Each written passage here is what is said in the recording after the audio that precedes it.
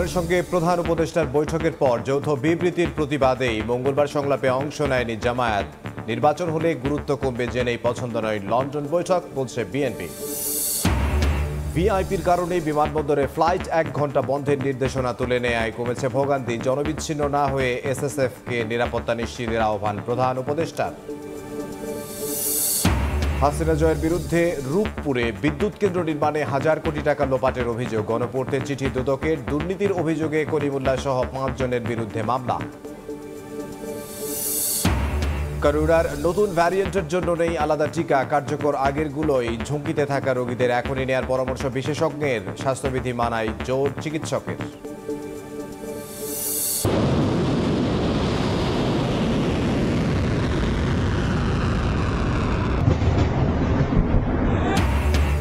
অগ্নিগর্ভ Iran Israel.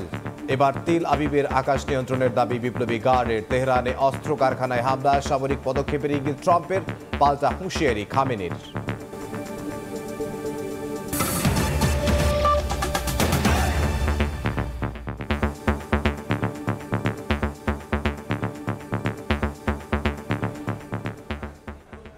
সময় সংবাদের সঙ্গে আছে আমি ইমদাদুল হক।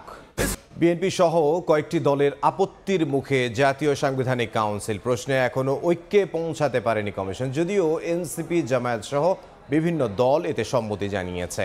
দুপুরে ফরেন সার্ভিস একাডেমিতে ঐকমত্য কমিশনের সঙ্গে রাজনৈতিক দলের দ্বিতীয় দফার বৈঠকে অংশ নিয়ে দলটির নায়েবে আমির জানান, একটি দলের সঙ্গে প্রধান উপদেষ্টার বৈঠকের প্রতিবাদেই মঙ্গলবার সংলাপে অংশ নেয়নি জামায়াত। নারীদের 100 আসনে সরাসরি ভোটে আপত্তি নেই দলটির। ইসলামী আন্দোলনের সিনিয়র যুগ্ম মহাসচিব বলেন, মৌলিক সংস্কারের সময় এখনই ক্ষমতায় গিয়ে কেউ করবে না। প্রয়োজনে গণভোটের প্রস্তাব করে দলটি। সংলাপে অংশ নিয়ে দলের স্বার্থের ঊর্ধ্বে উঠে দেশের স্বার্থ দেখার আহ্বান জানান এনসিপির আহ্বায়ক। 3 বাহিনীর প্রধান ও প্রধান বিচারপতি নিয়োগ এনসিসির বাইরে রাখার প্রস্তাব করে দলটি। এই মৌলিক সংস্কার যদি এখন না হয়, আগামীতে কোনো দলীয় সরকার এই জায়গাগুলো সংস্কার করবে না, বরং দেশ সেই আগের মতো পুরাতন বন্দোবস্তে চলবে। বাইরের ফরমেশন নিয়ে অনেকগুলো দলেরই কিছুটা ভিন্নতা আছে এবং সেই জায়গায় আমরাও আমাদের কিছু ভিন্ন প্রস্তাব আছে, কিন্তু নীতিগত জায়গায় এখানে অনেকগুলো দল, জাতীয় নাগরিক পার্টি সহ, তারা এনসিসির পক্ষে অবস্থান নিয়েছে। সাংবিধানিক পদগুলোতে নিয়োগের যে কর্তৃপক্ষ, সেটা যদি সরকারের হাতেই একচ্ছত্রভাবে থাকে, তাহলে ওই ধরনের কমিশন তৈরি হয় যারা একটা পুরোপুরি তামাশা, ভুয়া, জালিয়াতির নির্বাচনকে সুষ্ঠু নির্বাচন বলে চালিয়ে দেয়। মাননীয় প্রধান উপদেষ্টার লন্ডন সফরের কিছু কিছু বিষয়ে আমরা আপত্তি জানিয়ে এবং প্রশ্ন করে একটা বিবৃতি আমরা দিয়েছি।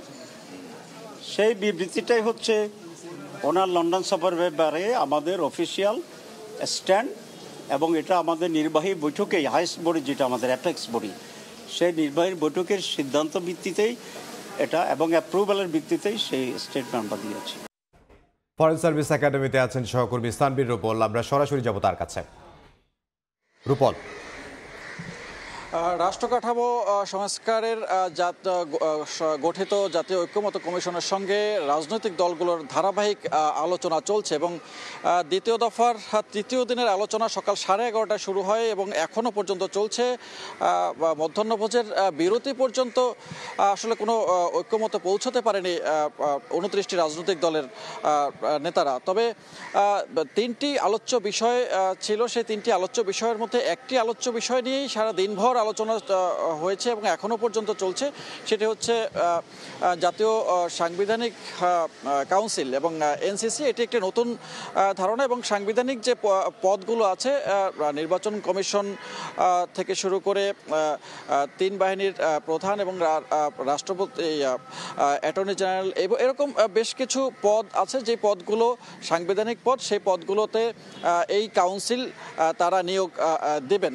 তবে সে বিষয়ে বিষয়টি নিয়ে বিএনপি সমমনা বেশ কয়েকটি দল তারা আপত্তি জানিয়েছেন। এখনো পর্যন্ত তাদের সাথে আলোচনা চলছে এবং তাদেরকে বলা হচ্ছে যে এই যে ফ্যাসিবাদের উত্থান এবং একক কুক্ষিগত ক্ষমতা, সেই ক্ষমতার কেন্দ্রবিন্দু হয়ে ওঠে সরকার এবং সেইখানে আসলে বাধাপ্রাপ্ত করতে চায় কমিশন এবং নতুন এই রাষ্ট্র কাঠামোতে এই সংস্কারটি সবচেয়ে গুরুত্বপূর্ণ বলে মনে করে বিভিন্ন রাজনৈতিক দল। তবে এই রাজনৈতিক দল তারা যে বিষয় নিয়ে আলোচনা হচ্ছে সেটাতে এনসিসি আসলে কিভাবে গঠন করা হবে, কোন প্রক্রিয়ায় এটি চলবে, কাজ করবে এবং এর মেয়াদ কতদিন হবে, কিভাবে করে এটি আবার পুনর্গঠন করা হবে, সেসব বিষয় নিয়ে এখনও চুলচেরা বিশ্লেষণ চলছে। তবে এখনও ঐক্যমতে পৌঁছাতে পারেনি। সারাদিন যে আলোচনা হলো সেই আলোচনার বিষয়গুলো নিয়ে আজকে সারাদিনের আলোচনার বিষয়গুলো নিয়ে কিছুক্ষণ পরে অধ্যাপক আলী রিয়াজ তিনি একটি ব্রিফিং করার কথা এবং বিএনপির পক্ষ থেকে সালাউদ্দিন আহমেদ স্থায়ী কমিটির সদস্য, তিনি এখনও পর্যন্ত কোনো বক্তব্য দেননি। তিনিও বক্তব্য দেবেন আজকে সারাদিনের যে আলোচনা এবং তাদের দলের পক্ষ থেকে তাদের যে অংশগ্রহণ এবং তাদের যে মতামত, সেই মতামত তারা তুলে ধরবেন। এবং বাকি যে আলোচ্য সূচি রাষ্ট্রপতি নির্বাচন এবং জেলা সমন্বয় কাউন্সিল, সে বিষয়টি নিয়ে এখন আলোচনা হয়নি এবং দ্বিতীয় দিনের যে অমীমাংসিত বিষয়গুলো ছিল বেশ কয়েকটি বিষয়, সে বিষয়গুলো নিয়ে আলোচনা হয়নি। তবে জামাতে ইসলাম তারা গতকালকে না আসলেও আজকে তিনজন প্রতিনিধি উপস্থিত হয়েছেন এবং তারা একটু বেশি কথা বলেছেন এরকম একটি আপত্তি তুলে আবার কয়েকটি বাম রাজনৈতিক দল তারা কিছুক্ষণের জন্য এই আলোচনা বয়কট করে আবার পুনরায় আলোচনায় অংশ নিয়েছে। তো এই ছিল এখনো পর্যন্ত সবশেষ তথ্য। ফরেন সার্ভিস একাডেমি থেকে সহকর্মী সামরির রূপল। ডক্টর ইউনূস তারেক রহমান বৈঠক নিয়ে নাখোশ বলেই জাতীয় ঐকমত্য কমিশনের বৈঠকে যায়নি একটি দল। নির্বাচন হলে গুরুত্ব কমবে বলেই ফেব্রুয়ারিতে নির্বাচন চায় না তারা, এমন মন্তব্য করেছেন বিএনপি মহাসচিব মির্জা ফখরুল ইসলাম আলমগীর। এদিকে ভোটের প্রতিশ্রুতি দ্রুত বাস্তবায়নে সরকার উদ্যোগী হওয়ার আহ্বান দলটির সিনিয়র যুগ্ম মহাসচিব রুহুল কবির রিজভীর। দলীয় নেতাকর্মীদের সদস্যপদ নবায়ন কার্যক্রম চলছে দীর্ঘদিন ধরেই। এবার ঢাকা মহানগর উত্তর বিএনপির সদস্য নবায়ন কার্যক্রম শুরু হলো বুধবার থেকে। রাজধানীর তুরাগ থানা বিএনপি আয়োজিত এই কার্যক্রমে প্রধান অতিথি হিসেবে যোগ দেন বিএনপি মহাসচিব মির্জা ফখরুল ইসলাম আলমগীর। সদস্যপদ নবায়ন করতে গিয়ে বিতর্কিত ব্যক্তি কিংবা ফ্যাসিবাদের দোসররা যেন দলে ঢুকতে না পারে সে বিষয়ে সতর্ক করেন দলের নেতারা। যারা গত 17 বছরে বিভিন্নভাবে বিএনপির নামে তারা আওয়ামী লীগের সাথে লিয়াজও করে বেরিয়েছে, তাদের কাছ থেকে শতভাগ দূরে থাকবেন। বিএনপি মহাসচিব বলেন, আওয়ামী লীগ প্রমাণিত তারা খারাপ, তাই তাদের নয়, যারা ভালো মানুষ তাদেরকে বাছাই করে দলে নেওয়া হবে। অপকর্ম থেকে দূরে থেকে জনগণের ভালোবাসা অর্জনে নেতাকর্মীদের নির্দেশ দেন মির্জা ফখরুল।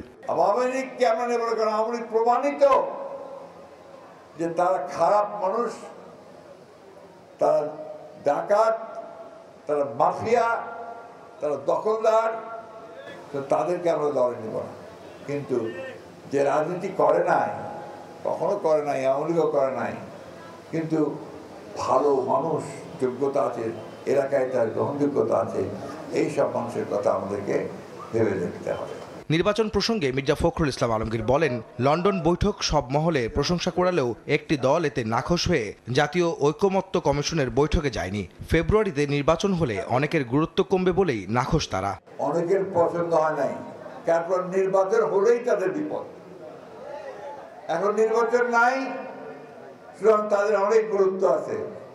যে নির্বাচন হয়ে যাবে তত জনগণের যারা ভালোবাসার দল তারাই তো ক্ষমতায় আসবে, তাই না? তো তখন তাদের গুরুত্ব কতটুকু থাকবে কি থাকবে না তখন নির্ধারিত হবে। যে কারণে ওরা নারাজ হয়েছে এবং নারাজ হয়ে গতকালকে একটা বৈঠকে হাজির হয় নাই। এদিকে শেরেবাংলা নগরে শহীদ রাষ্ট্রপতি জিয়াউর রহমানের সমাধিতে শ্রদ্ধা জানিয়ে বিএনপির সিনিয়র যুগ্ম মহাসচিব রুহুল কবির রিজভী বলেন, ফেব্রুয়ারিতে নির্বাচনের প্রতিশ্রুতি দ্রুত বাস্তবায়নে সরকারকে উদ্যোগী হতে হবে। প্রধান উপদেষ্টার যে অঙ্গীকার, তিনি সুস্পষ্ট ভাষায় যে কথাগুলি বলে এসছেন, আমার মনে হয় সেটিরই প্রতিফলন ঘটবে, বাস্তবায়ন হবে। অবাধ সুষ্ঠু নির্বাচনের স্বার্থে গণতন্ত্রকে শক্তিশালী করতে নেতাকর্মীদের প্রতি আহ্বানও জানান বিএনপি নেতারা। আহমেদ সালেহিন, সময় সংবাদ, ঢাকা। লন্ডন থেকে দেশে ফিরে মায়ের নামে বরাদ্দকৃত গুলশানের বাড়িতেই উঠছেন তারেক রহমান। বেগম খালেদা জিয়ার ভাড়া বাসা ফিরোজার পাশের এই বাড়িতেই সপরিবারে ওঠার কথা রয়েছে তার বড় ছেলের। বসবাসের উপযোগী করতে বাড়িটি সংস্কার করা হয়েছে। দলীয় সূত্র বলছে, নির্বাচনের দিনক্ষণ চূড়ান্ত হলে দেশে ফিরবেন বিএনপি ভারপ্রাপ্ত চেয়ারম্যান। রেজাউল হক রিপনের ছবিতে আহমেদ সালেহিনের রিপোর্ট। গুলশান 2-এর 196 নম্বরের বাড়িটি। বিএনপির ভারপ্রাপ্ত চেয়ারম্যান তারেক রহমান যেদিন দেশে ফিরবেন সেদিন তিনি এই বাড়িতে উঠবেন, এমনটি সূত্র বলছে। একই সঙ্গে এই বাড়িটি বরাদ্দ করা হয়েছে বিএনপি চেয়ারপারসন বেগম খালেদা জিয়ার নামে। সবুজে ঘেরা ছিমছাম একতলা দালান, নিরিবিলি প্রাকৃতিক পরিবেশে গড়ে ওঠা সাদা রং করা বাড়িটি কারো চোখে না পড়লেও সীমানা ঘেঁষে এতদিন ছায়া দিয়েছে মেহগুনি। নয়নাভিরাম বাড়িটির ভেতরে রয়েছে নানা প্রকারের গাছ। লন্ডন থেকে দেশে ফিরেই গুলশান 2-এর 196 নম্বরের এই বাড়িতে ওঠার কথা রয়েছে বিএনপির ভারপ্রাপ্ত চেয়ারম্যান তারেক রহমানের। মা বেগম জিয়ার নামে 1981 সালে তৎকালীন সরকার 1.5 বিঘা জমির উপর নির্মিত বাড়িটি বরাদ্দ দেয়। চলতি মাসের 4 তারিখ নামজারির কাগজ বেগম জিয়ার হাতে তুলে দেন অন্তর্বর্তী সরকারের প্রতিনিধিরা। বিএনপি নেত্রী বেগম জিয়ার ভাড়া বাসা ফিরোজার উত্তর দিকের লাগোয়া বাড়িটি মূলত তার নামে বরাদ্দ করা ছিল আগে থেকেই। 3টি bed, drawing, dining, living room, swimming pool ও বাগান রয়েছে বাড়ির ভেতরে। নিরাপত্তায় নিয়োজিত আছেন 10 জন পুলিশ সদস্য। বসবাসের উপযোগী করতে গত 6 মাস ধরে সংস্কার করা হচ্ছে বাড়িটি। লন্ডনে ফিরে যাওয়ার আগে বাড়িটি পরিদর্শন করেছেন তারেক পত্নী ডাক্তার জুবাইদা রহমানও। দলীয় সূত্রে জানা গেছে, জাতীয় নির্বাচনের দিনক্ষণ চূড়ান্ত হলেই লন্ডন থেকে দেশে ফিরবেন তারেক রহমান। জিয়াউর রহমান শহীদ হওয়ার পর বেগম জিয়ার নামে ক্যান্টনমেন্টের মইনুল রোডে আরও একটি বাড়ি 1982 সালে বরাদ্দ দিয়েছিলেন তৎকালীন রাষ্ট্রপতি হুসেইন মোহাম্মদ এরশাদ। 2010 সালে আদালতের মাধ্যমে সে বাড়ি থেকে প্রথমে আইনি নোটিশ, পরে উচ্ছেদ করা হয় তৎকালীন বিরোধী দলীয় নেত্রী বেগম খালেদা জিয়াকে। এরপর কিছুদিন ভাইয়ের বাসায় থেকে পরে 2012 সালের 21 এপ্রিল ভাড়া বাসা ফিরোজায় ওঠেন সাবেক প্রধানমন্ত্রী বেগম খালেদা জিয়া। লন্ডন থেকে দেশে ফিরে মায়ের নামে বরাদ্দকৃত এই বাড়িতেই উঠছেন বিএনপির ভারপ্রাপ্ত চেয়ারম্যান তারেক রহমান। তবে তিনি কবে নাগাদ দেশে ফিরবেন তা নিয়ে রয়েছে সংশয়, জটিলতা। নেতাকর্মীরা বলছেন, নির্বাচনের তফসিল ঘোষণার পরই তিনি দেশে ফিরবেন এবং সেই সময়ে তিনি এই বাড়িতে উঠবেন। তবে সবকিছু নির্ভর করছে তারেক রহমানের দেশে ফেরার উপর। আহমেদ সালেহিন, সময় সংবাদ, ঢাকা। আবারও একটু ফরেন সার্ভিস একাডেমিতে যাব, সেখানে কথা বলছেন বিএনপি নেতা সালাউদ্দিন আহমদ। সরাসরি যাচ্ছে সেখানে। আবার যদি পার্লামেন্ট না থাকে, প্রধান উপদেষ্টা যখন নিয়োগ হয়ে যায়, তখন মাত্র 5 জনের একটা কমিটি হয়। সেই জায়গায় প্রধান উপদেষ্টা এবং আর 2 জন উপদেষ্টা, চিফ জাস্টিস এবং প্রেসিডেন্টের নেতৃত্বে, সেই জায়গায় থাকবে 5 জন এবং তাদের দায়িত্ব এবং সময় থাকবে, দায়িত্ব একই থাকবে, সময় থাকবে পরবর্তী প্রাইম মিনিস্টার না আসা পর্যন্ত। আমরা কেন এর ধারণার সাথে একমত হতে পারিনি সেটা আগেও বর্ণনা করেছি, এখনো বলি। এইরকম একটি কর্তৃপক্ষ যেটা প্রস্তাব করা হয়েছে, তাদের যে ফাংশনসগুলো, তাদের যে দায়িত্বগুলো দেওয়া হয়েছে, সেগুলো এখন নির্বাহী বিভাগ কর্তৃক হয়, বিভিন্ন আইনের মাধ্যমে হয়, সাংবিধানিক বিভিন্ন প্রভিশনের মধ্য দিয়ে হয়। যেমন আপনারা দেখবেন, চিফ ইলেকশন কমিশনার এবং ইলেকশন কমিশনার সবাই অ্যাটর্নি জেনারেল, সরকারি কর্ম কমিশন মানে পাবলিক সার্ভিস কমিশন, দুর্নীতি দমন কমিশন, এটা অবশ্য সাংবিধানিক প্রতিষ্ঠান নয়, এটা হচ্ছে স্ট্যাটিউটরি অর্গান। মানবাধিকার কমিশন প্রধান, এটাও তা একই, সাংবিধানিক প্রতিষ্ঠান বলে আমার মনে হয় না।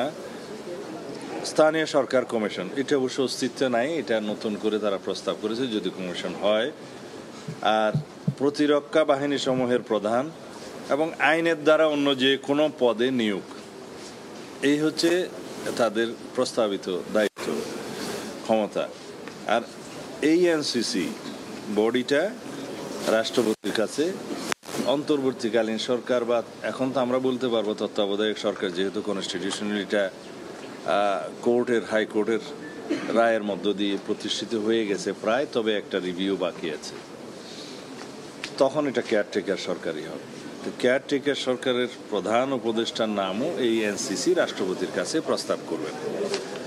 তাহলে এরপরেও আছে সংবিধান দ্বারা অন্যান্য নির্ধারিত কার্যাবলী তারা সম্পাদন করবেন এবং আইনসভা পার্লামেন্ট যদি তাদেরকে আরও অতিরিক্ত দায়িত্ব দেয় তাও করবেন। তো this are the power and function.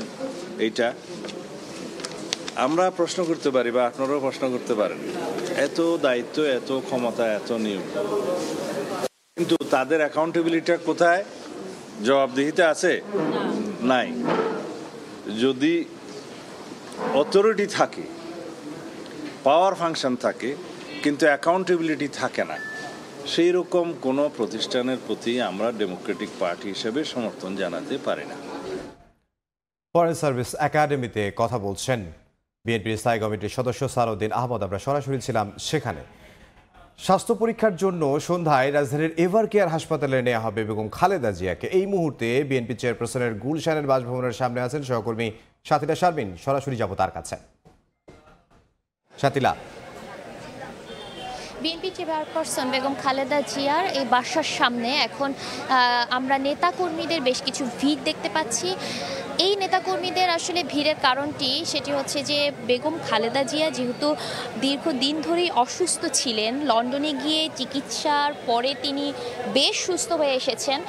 এখন যখন স্বাস্থ্য পরীক্ষার জন্য আবার রাজধানীর এভার কেয়ার হাসপাতালে যাচ্ছেন, তখন স্বাভাবিকভাবেই তার স্বাস্থ্যের জন্য বা বেগম জিয়ার শারীরিক অবস্থার জন্য যে উদ্বিগ্ন নেতাকর্মীরা তারা খালেদা জিয়াকে এক নজর দেখতে তার বাসার সামনে উপস্থিত হয়েছেন। এবং বিএনপির পক্ষ থেকে, অর্থাৎ বিএনপি মিডিয়া সেলের পক্ষ থেকে যেটি আমাদেরকে জানানো হয়েছে যে সন্ধ্যা ৬টার দিকে বেগম খালেদা জিয়া এই ফিরোজার বাসা থেকে বসুন্ধরা আবাসিক এলাকার এভার কেয়ার হাসপাতালে স্বাস্থ্য পরীক্ষার জন্য যাবেন। স্বাস্থ্য পরীক্ষার জন্য তার এটি নিয়মিত চেক আপের একটি অংশ হিসেবেই আসলে তিনি এভার কেয়ার হাসপাতালে যাচ্ছেন।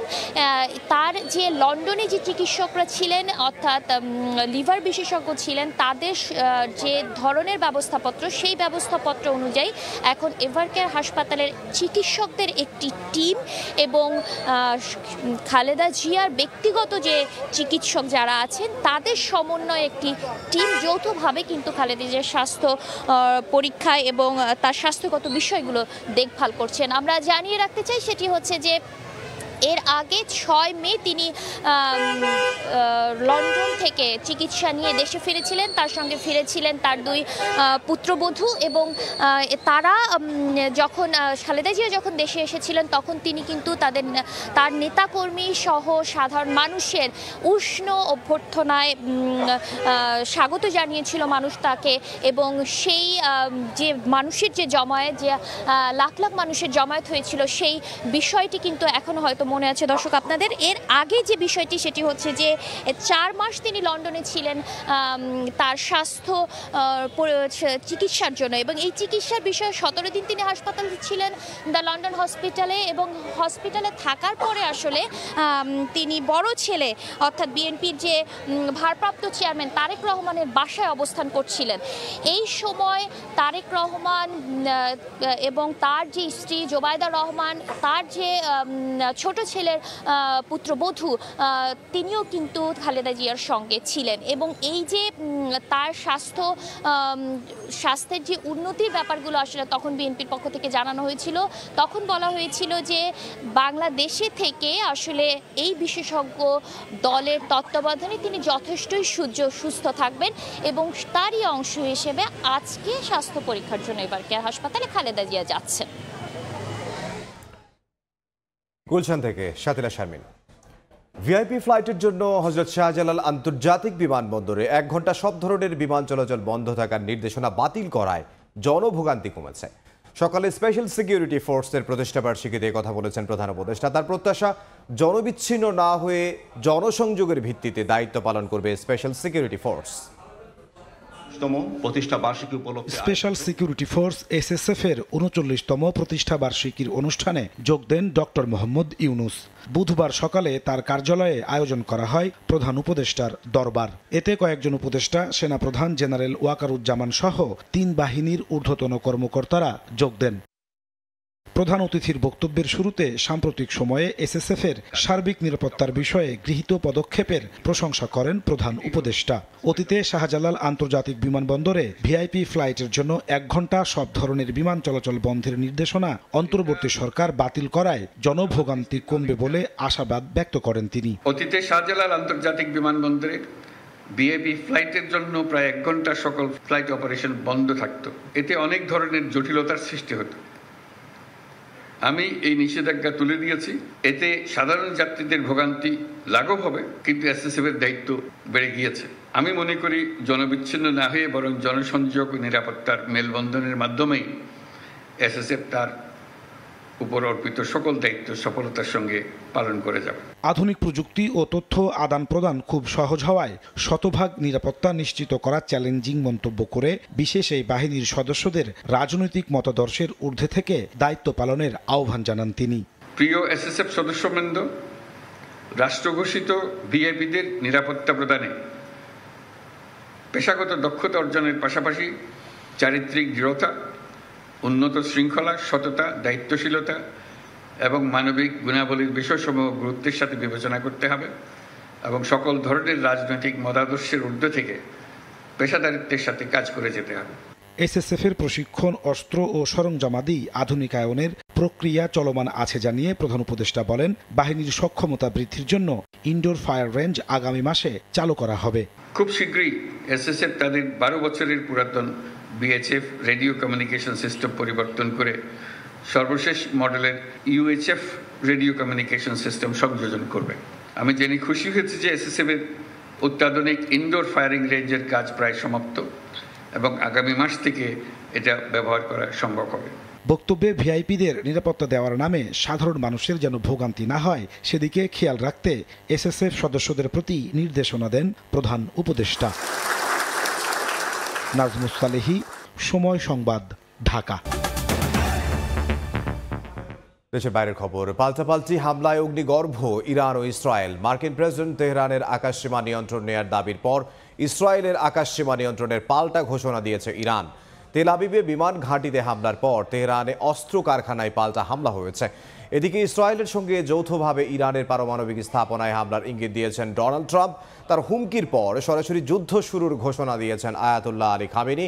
যে কোনো সামরিক হস্তক্ষেপ অপূরণীয় ক্ষতির কারণ হবে বলে জানিয়ে যুক্তরাষ্ট্রকে হুঁশিয়ারি করেন ইরানের সর্বোচ্চ ধর্মীয় নেতা। বলেন, ইসরায়েলকে তার ভুলের জন্য শাস্তি পেতেই হবে। দিন যত পেরোচ্ছে ততই ভয়াবহ হয়ে উঠছে ইরান ইসরায়েল সংঘাত। স্থানীয় সময় মঙ্গলবার ইসরায়েলের গোয়েন্দা ভবন লক্ষ্য করে হামলার দাবি করে ইরানের ইসলামিক রেভলিউশনারি গার্ড কর্পস বা আইআরজিসি। এতে ক্ষতিগ্রস্ত হয় বহু স্থাপনা। মঙ্গলবার ইসরায়েলের দিকে হাইপারসোনিক ক্ষেপণাস্ত্র ফাত্তা-1 নিক্ষেপের দাবি করেছে আইআরজিসি। তেহরানের আকাশসীমা নিয়ন্ত্রণে নেয়ার মার্কিন প্রেসিডেন্টের দাবির পর এবার আইআরজিসি পাল্টা দাবি করে ইসরায়েলের আকাশ সম্পূর্ণভাবে তাদের নিয়ন্ত্রণে রয়েছে। তারা আরও জানায়, ইসরায়েলের যেসব বিমান ঘাঁটি থেকে ইরানি ভূখণ্ডে হামলা চালানো হয়েছিল সেগুলোকেই নিশানা করে ক্ষেপণাস্ত্র ও ড্রোন হামলা চালানো হয়েছে। কাতার ভিত্তিক সংবাদ মাধ্যম আল জাজিরার তথ্য মতে গেল একদিনে ইসরায়েলে 9 বারের মতো মিসাইল হামলা চালিয়েছে ইরান, যদিও ক্ষেপণাস্ত্রের সংখ্যা কমছে বলে জানায় ইসরায়েল। عملیاتی که تاکنون اجرا شده صرفاً هشدار برای بازدارندگی بوده است و عملیات تنبیهی به زودی اجرا خواهد شد. জবাবে ইরানে বেশ কয়েকটি ক্ষেপণাস্ত্র ঘাঁটিতে হামলার দাবি করেছে ইসরায়েলি সেনাবাহিনী। একাধিক সামরিক স্থাপনায় চালানো হয় বিমান হামলা। তেহরানের রকেট লঞ্চারগুলোতেও হামলার কথা জানায় Israel. We are now on day 5 of Operation Rising Lion. We've struck deep, hitting Iran's nuclear, ballistic and command capabilities. এদিকে মার্কিন প্রেসিডেন্ট ডোনাল্ড ট্রাম্প বলেছেন, ইরানের পারমাণবিক স্থাপনাগুলোতে ইসরায়েলের সঙ্গে যৌথ হামলা চালানোর কথা ভাবছেন তিনি। এর মধ্যে যুক্তরাজ্যের পূর্বাঞ্চলীয় একটি ঘাঁটি ত্যাগ করেছে কয়েকটি মার্কিন যুদ্ধবিমান। রয়্যাল এয়ারফোর্স লেকেনিথ ঘাঁটি থেকে কিছু F-35 যুদ্ধবিমান উড়াল দিচ্ছে। এর মধ্যে আকাশে জ্বালানি সরবরাহকারী একটি ট্যাঙ্কার বিমানও ছিল। ট্রুথ সোশ্যালে এক পোস্টে তিনি দাবি করেন, ইরানের সর্বোচ্চ ধর্মীয় নেতা কোথায় লুকিয়ে আছেন তাও যুক্তরাষ্ট্র জানে, তবে আপাতত তাকে হত্যার কোনো পরিকল্পনা নেই বলেও জানান ট্রাম্প। ট্রাম্পের হুমকির পর এবার সরাসরি যুদ্ধের ঘোষণা দিয়েছেন ইরানের সর্বোচ্চ ধর্মীয় নেতা আয়াতুল্লাহ আলী খামেনি। সামাজিক যোগাযোগ মাধ্যমের এক পোস্টে তিনি জানান, যুদ্ধ কেবল শুরু। এর কিছুক্ষণ পরে আরেক পোস্টে খামেনি জানান, ইরান কখনোই ইসরায়েলের সঙ্গে আপোষ করবে না। এদিকে চলমান ইসরায়েল ইরান সংঘাতের মধ্যে ট্রাম্পের সঙ্গে বুধবার পাকিস্তানের সেনাপ্রধান জেনারেল আসিম মুনিরের বৈঠক হবে বলে জানিয়েছে ব্রিটিশ গণমাধ্যম বিবিসি। হোয়াইট হাউসে এই বৈঠক অনুষ্ঠিত হবে। মালিহা সুহরওয়ার্দী, সময় সংবাদ। ইরান ইসরায়েল যুদ্ধের প্রেক্ষাপটে দেশের জ্বালানি নিরাপত্তা নিয়ে উদ্বেগ জানিয়েছে তৈরি পোশাক মালিকদের সংগঠন বিজিএমইএ। সংগঠনটির সভাপতি বলছেন, নিরবচ্ছিন্ন জ্বালানি সরবরাহে সরকারের সুনির্দিষ্ট কোনো পরিকল্পনা নেই। গ্যাস উত্তোলনেও নেই কাঙ্ক্ষিত গতি। বাজেট নিয়ে নাগরিক প্ল্যাটফর্ম আয়োজিত সংলাপে একথা উঠে এসেছে। এ সময় প্রস্তাবিত বাজেটকে হতাশার বাজেট বলে সমালোচনা করেন অর্থনীতিবিদরা। বিনিয়োগ না বাড়ালে কর্মসংস্থান বাড়বে না বলেও তাদের অভিমত। দেশের চাহিদার অর্ধেক জ্বালানি আসে বিশ্বের অন্যতম গুরুত্বপূর্ণ জলপথ হরমুজ প্রণালী দিয়ে। ইরান ইসরায়েল যুদ্ধের প্রেক্ষাপটে এই প্রণালী যে কোনো সময় বন্ধের ঝুঁকিতে রয়েছে। এর ফলে ইতিমধ্যেই বিশ্ববাজারে বাড়ছে জ্বালানির দাম। স্বল্পতার ভিতরে এই অবস্থায় বুধবার রাজধানীর একটি হোটেলে নাগরিক প্ল্যাটফর্ম আয়োজিত বাজেট আলোচনায় জ্বালানি নিরাপত্তা নিয়ে উদ্বেগ প্রকাশ করেছে তৈরি পোশাক মালিকদের সংগঠন বিজিএমইএ। যে বিষয়টা নিয়ে কনসার্ন আমরা যারা বিনিয়োগকারী বিনিয়োগ করতে চাই, সেটা হচ্ছে জ্বালানি নিরাপত্তা নাই। এই বিষয়ে কাজ করার দরকার আছে এবং আমি মনে করি যতদিন পর্যন্ত গ্যাস এক্সপ্লোরেশন আমরা যদি ভাগ্যবান হয়ে পাবো, তাহলে এলএনজি আমাদেরকে ইম্পোর্ট করতে হবে, সেটা যেন একটা প্রপার প্ল্যানিং করে আনা হয়, যেন ব্যত্যয় না ঘটে। এ সময় প্রস্তাবিত বাজেট নিয়ে সমালোচনায় অর্থনীতিবিদরা বলেন, অনেক লক্ষ্যমাত্রাই বাস্তবসম্মত নয়, আর এসডিজি চোখ দিয়ে দেখলে এটি হতাশার বাজেট। এই বাজেটের ভিতর দিয়ে সংস্কারের যে ধারণা চেতনা আমরা সামনে এনেছিলাম, এই সরকার নিজে আমাদের দিয়ে যে কাজগুলো করিয়েছিল সেগুলোর প্রতি তারা বিশ্বস্ত থাকেনি, অনুরক্ত থাকে নাই। সেহেতু এই বাজেট সংস্কার বিমুখ বাজেট হয়েছে। এই বাজেটকে দেখতে চাই, তাহলে আমি বলবো যে এখানে হতাশার কথা বলা হয়েছে। রাজস্ব কাঠামো প্রসঙ্গে বলা হয়, করমুক্ত আয়ের সীমা মাত্র 25,000 টাকা বাড়ানোর সুফল মিলবে না। প্রশ্ন উঠছে মূল্যস্ফীতি ও সুদের হার বৃদ্ধি নিয়েও। পরোক্ষ করের যে আধিক্য এবং যারা বিত্তবান তাদের উপর থেকে প্রত্যক্ষ কর আদায়ের যে চেষ্টা, সেটা হয়নি। তার মানে কর ব্যবস্থার ধরনটা একই রকম আছে। একদিকে ইনফ্লেশনের প্রেশার, আবার একদিকে কি স্যালারি ট্যাক্সের প্রেশার। এই প্রেশারটা কিন্তু সহ্য করা যেত যদি সবাই সমহারে যদি কি ট্যাক্সটা দিত। সবাই তো সমহারে দেয় না। এ সময় তারা বলেন, সামষ্টিক অর্থনীতি আগের কাঠামোর ওপর ভিত্তি করে দেয়া প্রস্তাবিত বাজেট বাস্তবায়ন কতটুকু হবে তা নিয়ে প্রশ্ন আছে। এমএস আরিফিন, সময় সংবাদ, ঢাকা। আন্দোলনকারীদের সেই ফুটেজ পাঠানো হতো র্যাব, পুলিশ, আওয়ামী লীগকে। পরে ফুটেজ দেখে আন্দোলনকারীদের হেলিকপ্টার থেকে গুলি করতেন পুলিশ কর্মকর্তা ইশতিয়াক আহমেদ। সাবেক বিচারপতির ছেলে ইশতিয়াককে হাজির করা হয় ট্রাইব্যুনালে। এদিন গুম ও অপহরণের মামলায় র্যাবের আইন ও গণমাধ্যম শাখার সাবেক পরিচালক মোহাম্মদ সোহাইলকে গ্রেফতার দেখিয়ে কারাগারে পাঠিয়েছেন বিশেষ ট্রাইব্যুনাল। জুলাই আগস্টের হত্যা মামলায় বুধবার কাঠগড়ায় দাঁড় করানো হয় সাবেক এক বিচারপতির পুলিশ কর্মকর্তা ছেলেকে। ইশতিয়াক আহমেদ নামে এই পুলিশ কর্মকর্তার বিরুদ্ধে অভিযোগ, ড্রোন উড়িয়ে আন্দোলনকারীদের জমায়েত শনাক্ত করে সেই ফুটেজ র্যাব, পুলিশ ও আওয়ামী লীগের কাছে সরবরাহ করা, যা দেখে হেলিকপ্টার থেকে গুলি ছুড়েছিল র্যাব। মঙ্গলবার এই মামলার তদন্ত শেষ করতে সময় আবেদন করে প্রসিকিউশন। 15 সেপ্টেম্বর তদন্ত প্রতিবেদন দাখিলের নির্দেশ দেন ট্রাইব্যুনাল। হেলিকপ্টারের মাধ্যমে গুলিবর্ষণ করে ছাত্র জনতার অবস্থান নির্ণয় করা এবং তাদেরকে হত্যা করা। সেখানে ড্রোন ব্যবহারের যিনি দায়িত্বে ছিলেন ইশতিয়াক আহমেদ, ওনাকে আজকে ট্রাইব্যুনালে হাজির করা হয়েছিল।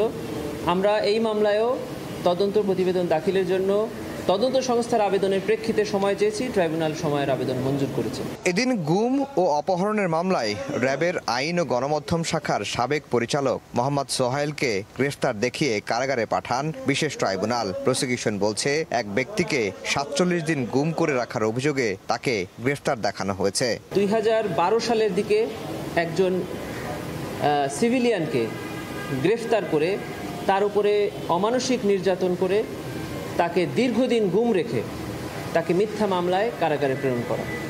সেই ভিকটিম নিজে এসে অভিযোগ করে গিয়েছে। আমরা সেই অভিযোগের প্রেক্ষিতে তদন্ত সংস্থা থেকে তার বিরুদ্ধে প্রাথমিক সত্যতা পাওয়ায় তার বিরুদ্ধে প্রোডাকশন ওয়ারেন্টের আবেদন করেছিলাম। সে অনুযায়ী প্রোডাকশন ওয়ারেন্ট ইস্যু হয়েছিল। আজকে তাকে ট্রাইব্যুনালে হাজির করা হয়েছিল এবং শোন অ্যারেস্ট দেখিয়ে কারাগারে প্রেরণ করা হয়েছে। এখনো পর্যন্ত কমান্ডার সোহাইল একমাত্র আসামি, আর অন্যান্য যাদের বিরুদ্ধে তদন্ত সংস্থা প্রাথমিক সত্যতা পেয়েছে তাদের ব্যাপারে এখনও কোনো স্টেপস আমাদের কাছে নিয়েছে বলে কোনো তথ্য প্রেরণ করে নাই। এদিকে গণঅভ্যুত্থানে মিরপুর হত্যাযজ্ঞের মামলায় সাবেক এমপি কামাল আহমেদ মজুমদার ও যুবলীগ ক্যাডার সাদ্দামকে 15 সেপ্টেম্বর হাজির করার নির্দেশ দেওয়া হয়েছে। আন্দোলনের সময় সাদ্দাম গুলি করার দায় স্বীকার করে এরই মধ্যে আদালতে জবানবন্দি দিয়েছেন। আফজাল হোসেন, সময় সংবাদ, ঢাকা। শেখ হাসিনা সহ তার পরিবারের বিরুদ্ধে রূপপুর পারমাণবিক কেন্দ্র নির্মাণের নামে হাজার কোটি টাকা লোপাটের অভিযোগ অনুসন্ধানে নেমেছে দুদক। এবার গণপূর্তে চিঠি দিয়েছে সংস্থাটি। অভিযোগে বলা হয়েছে শেখ হাসিনা, শেখ রেহানা, টিউলিপ সিদ্দিক ও জয় 49,000 কোটি টাকা লোপাট এবং শেখ হাসিনা জয় $300 মিলিয়ন পাচার করেছেন। এদিকে উন্নয়ন প্রকল্পের নামে দুর্নীতির অভিযোগে বেগম রোকেয়া বিশ্ববিদ্যালয়ের সাবেক ভিসি নাজমুল আহসান কলিমুল্লাহ সহ 5 জনের বিরুদ্ধে মামলা করেছে দুদক। গণঅভ্যুত্থানের পর থেকেই শেখ পরিবারের বিরুদ্ধে মেগা প্রকল্পের নামে অর্থ লুটপাটের বিস্তর দুর্নীতির ফিরিস্তি জমা পড়তে থাকে দুদকে। গেল বছরের ডিসেম্বরে 9 মেগা প্রকল্প থেকে প্রায় 80,000 কোটি টাকা দুর্নীতির অভিযোগে অনুসন্ধানে নামে সংস্থাটি। এর মধ্যে অন্যতম রূপপুর পারমাণবিক বিদ্যুৎ কেন্দ্র। অভিযোগে বলা হয়েছে শেখ হাসিনা, শেখ রেহানা, টিউলিপ সিদ্দিক ও জয়সহ সংশ্লিষ্টদের বিরুদ্ধে রূপপুর পারমাণবিক বিদ্যুৎ কেন্দ্রের নামে 49,000 কোটি টাকা লোপাট এবং শেখ হাসিনা জয় $300 মিলিয়ন পাচার করেছেন। এ অভিযোগ অনুসন্ধানে রূপপুর সাইট প্রকল্প, গ্রিন সিটি আবাসন পল্লীর 2600 কোটি টাকার প্রকল্পের সকল নথিপত্র চেয়ে চিঠি দিয়েছে দুদক। অনুসন্ধান দলের রুটিন কাজ, তারা যে রেকর্ডপত্র সংগ্রহ করবেন, সংশ্লিষ্ট ব্যক্তিদেরকে জিজ্ঞাসাবাদ করবেন, এটা নিয়মিত কাজ। এদিন রংপুর বেগম রোকেয়া বিশ্ববিদ্যালয়ের উন্নয়ন প্রকল্পের নামে 4 কোটি টাকা আত্মসাতের অভিযোগে সাবেক 2 ভিসি নাজমুল আহসান কলিমুল্লাহ, AKM নুরুন নবী সহ 5 জনের বিরুদ্ধে মামলা করেছে সংস্থাটি। বেগম রোকেয়া বিশ্ববিদ্যালয়ের বিশেষ উন্নয়ন শীর্ষক প্রকল্পে বিভিন্ন অনিয়ম এবং দুর্নীতির অপরাধে বেগম রোকেয়া বিশ্ববিদ্যালয়ের সাবেক উপাচার্য জনাব AKM নুরুন নবী, জনাব নাজমুল আহসান কলিমুল্লাহ সাবেক উপাচার্য, জনাব মোহাম্মদ জাহাঙ্গীর আলম সাবেক নির্বাহী প্রকৌশলী সহ 5 জন কর্মকর্তার বিরুদ্ধে সংশ্লিষ্ট ধারায় একটি মামলা রুজুর সিদ্ধান্ত গৃহীত হয়েছে। দুদক মহাপরিচালক জানান, বিশ্ববিদ্যালয়ের উন্নয়ন প্রকল্প জুড়েই নকশা পরিবর্তন, চুক্তিতে মন্ত্রণালয়ের অনুমোদন উপেক্ষা সহ নানা অনিয়মের প্রমাণ মিলেছে। তাসলিম তৌহিদ, সময় সংবাদ, ঢাকা। আজও নগর ভবনে প্রতীকী অবস্থান কর্মসূচি পালন করেন ইশরাক হোসেনের সমর্থকরা। এতে যোগ দিয়ে উপদেষ্টা আসিফ মাহমুদ সজীব ভূঁইয়াকে চ্যালেঞ্জ ছুড়ে দিয়ে ইশরাক বলেন, ফৌজদারি অপরাধ করলে আইনি ব্যবস্থা নেওয়া হোক। আন্দোলন বানচাল করতে স্থানীয় সরকার সিটি কর্পোরেশনের সেবা বন্ধ করতে চাচ্ছে বলে অভিযোগ তার। টানা অবস্থান কর্মসূচির অংশ হিসেবে মঙ্গলবার সকালেও প্রতীকী অবস্থান কর্মসূচি পালন করেন ইশরাক হোসেনের সমর্থকরা। তাদের দাবি, যারা ইশরাক হোসেনের শপথ গ্রহণে বাধা দিচ্ছেন তাদের বিরুদ্ধে ব্যবস্থা নিতে হবে। যারা শপথ পড়ায়নি সেই স্থানীয় সরকার উপদেষ্টাকে আইনের আওতায় আনার আমরা দাবি জানাচ্ছি। আসিফ মাহমুদ সাহেবের খামখেয়ালিপনার জন্য উনি আজকে শপথ নিতে পারছেন না। এখান থেকে ঢাকাবাসী আন্দোলন পিছু হটবে না। এদিকে সরকারি কাজে বাধা দেয় ইশরাক হোসেন ফৌজদারি অপরাধ করেছেন। মঙ্গলবার স্থানীয় সরকার উপদেষ্টা এমন মন্তব্যের প্রেক্ষিতে বুধবার দুপুরে নগর ভবনে এসে ইশরাক বলেন, ফৌজদারি অপরাধ করলে আইনি ব্যবস্থা নেওয়া হোক। এ সময় স্থানীয় সরকারের বিরুদ্ধে নানা অনিয়ম ও দুর্নীতির অভিযোগ তোলেন বিএনপির এই নেতা। সরকার কোনো ভ্রুক্ষেপ করছে না, তারা দেখেও না দেখার ভান করছে। উপরন্তু গত 2-3 দিন যাবৎ তারা আমাদের এই আন্দোলনকে ভণ্ডুল করার জন্য নানাবিধ ষড়যন্ত্রে তারা লিপ্ত হয়েছে। পরে দক্ষিণ সিটির মশা নিধক কর্মসূচির উদ্বোধন করেন ইশরাক হোসেন। আয়েশা সিদ্দিক, সামিয়া, সময় সংবাদ, ঢাকা। ইশরাক হোসেন আইন ভঙ্গ করেছেন বলে মন্তব্য করেছেন স্থানীয় সরকার উপদেষ্টা আসিফ মাহমুদ সজীব ভূঁইয়া। তিনি বলেন, তার শপথ নেওয়ার কোনো আইনি সুযোগ নেই। বিকেলে সচিবালয়ে এক ব্রিফিংয়ে একথা বলেন স্থানীয় সরকার উপদেষ্টা। সিটি কর্পোরেশন দখল করে ফেলার কারণে এবং সিটি কর্পোরেশনের আপনারা জানেন অফিসগুলো এক ধরনের দখল করে ফেলার কারণে যেই 60-70% আমরা নাগরিক সেবা দিতে পারছিলাম, সেটাও পুরোপুরি ডেডলক অবস্থায় চলে যাওয়ার একটা সম্ভাবনা শঙ্কা তৈরি হয়েছে। বিএনপির সাথে এখন অন্তর্বর্তীকালীন সরকার একটা ভালো বোঝাপড়া, যেই টেনশনটা ছিল বিগত সময় সেটাও এখন আর নেই। একটা বৈঠককে কেন্দ্র করে সেই টেনশনটা অনেকটাই লাঘব হয়েছে এবং এই সৌহার্দ্যপূর্ণ অবস্থানটা আমরা ধরে রাখতে চাই। বৃহস্পতিবারের মধ্যে সরকারি চাকরি সংশোধন অধ্যাদেশ বাতিল না হলে রোববার থেকে কঠোর কর্মসূচির ঘোষণা দিয়েছে সচিবালয় কর্মকর্তা কর্মচারী ঐক্য ফোরাম। দাবি আদায়ে আজও সচিবালয়ে বিভিন্ন ভবনের সামনে বিক্ষোভ করে সংগঠনটি। পরে এক সমাবেশে নেতারা অভিযোগ করেন, ফ্যাসিবাদের দোসররা এখনও সচিবালয়ে অবস্থান করছে। অবিলম্বে তাদের সচিবালয় থেকে বের করে দেওয়ার দাবি জানান আন্দোলনকারীরা। বৃহস্পতিবার 4 নম্বর ভবনের নিচে অবস্থান এবং গণসংযোগ কর্মসূচির ঘোষণা দেন। অধ্যাদেশ বাতিল না করলে রোববার থেকে কঠোর আন্দোলনের হুঁশিয়ারি দেয় ঐক্য ফোরাম।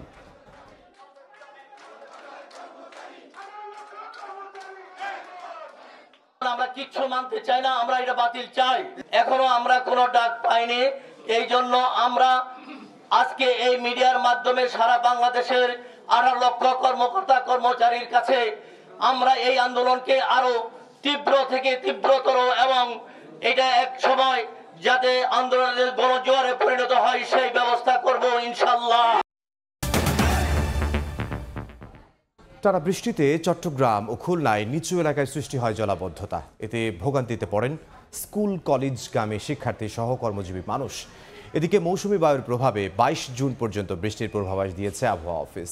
পার্বত্য জেলায় ভারী বর্ষণে ভূমিধস ও বন্যা হতে পারে। কখনো মুষলধারে, কখনো গুড়ি গুড়ি বৃষ্টি। গত 2 দিনের বৃষ্টিতে দেশের বিভিন্ন স্থানে সৃষ্টি হয়েছে জলাবদ্ধতা। বুধবার ভোর থেকে চট্টগ্রামে শুরু হয় বৃষ্টি। এতে নগরীর আগ্রাবাদ সহ বেশ কিছু নিচু এলাকায় জমে যায় পানি। ভোগান্তিতে পড়েন স্কুল কলেজগামী শিক্ষার্থী সহ কর্মজীবী মানুষ।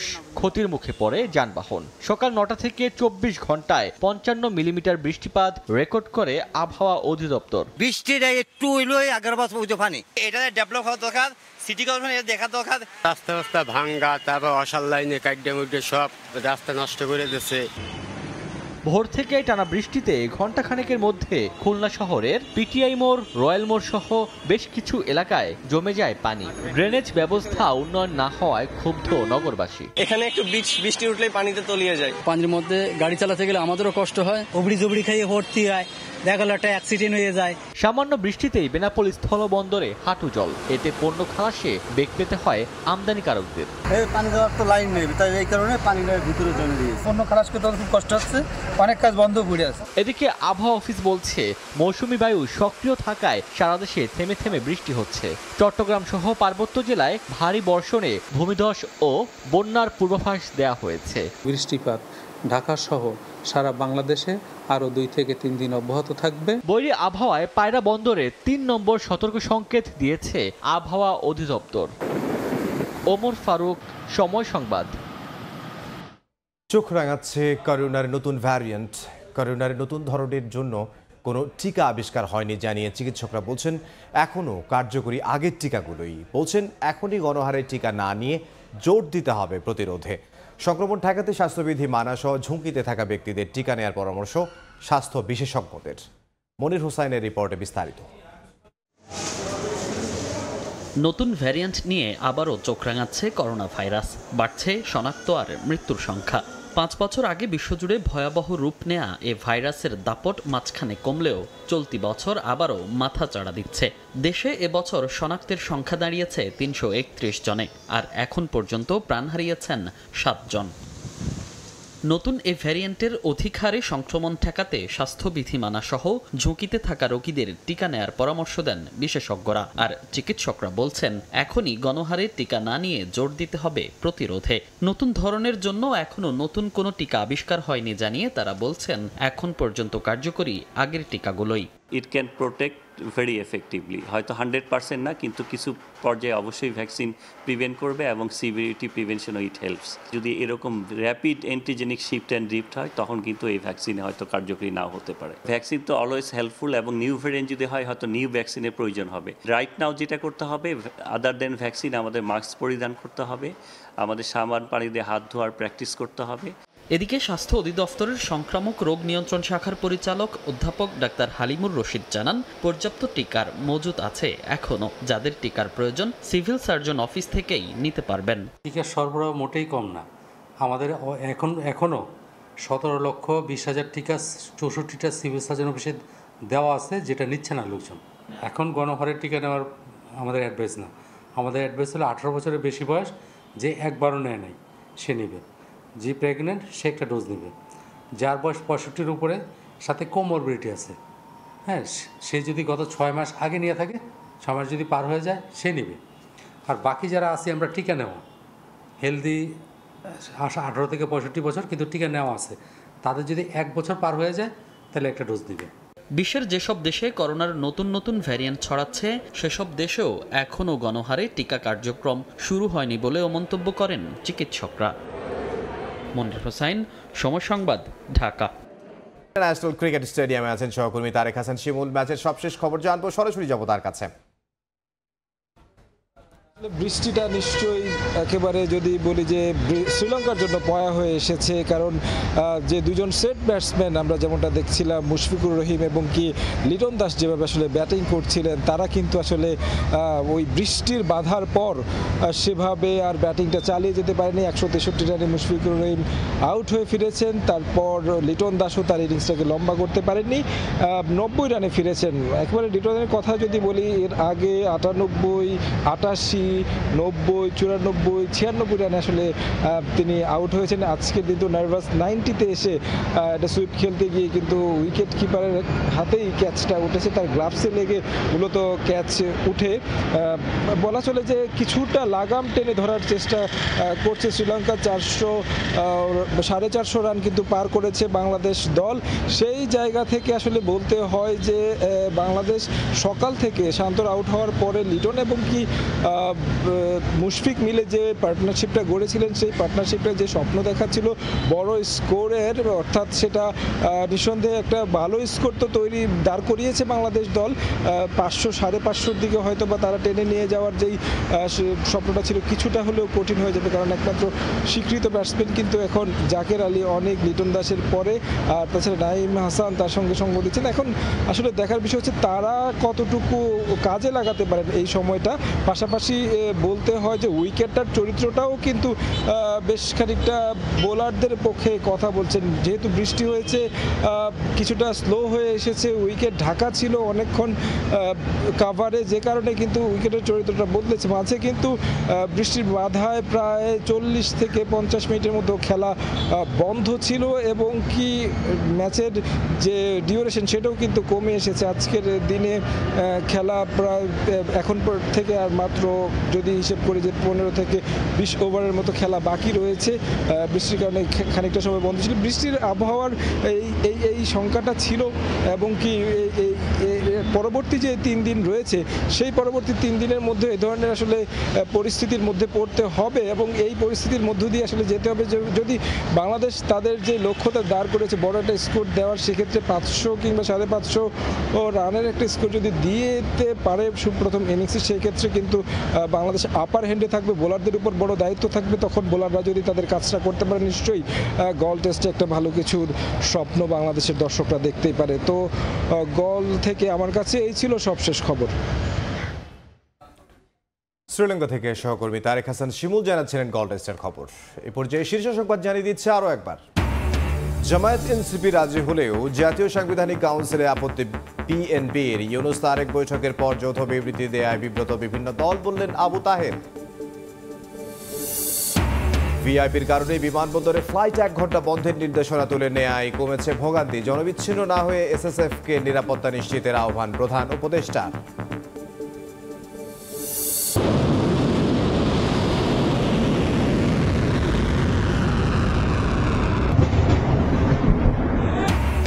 অগ্নিগর্ভ ইরান ইসরায়েল, এবার তেল আবিবের আকাশ নিয়ন্ত্রণের দাবি বিপ্লবী গার্ডের। তেহরানে অস্ত্র কারখানায় হামলা, সামরিক পদক্ষেপের ইঙ্গিত ট্রাম্পের, পাল্টা হুঁশিয়ারি খামেনির।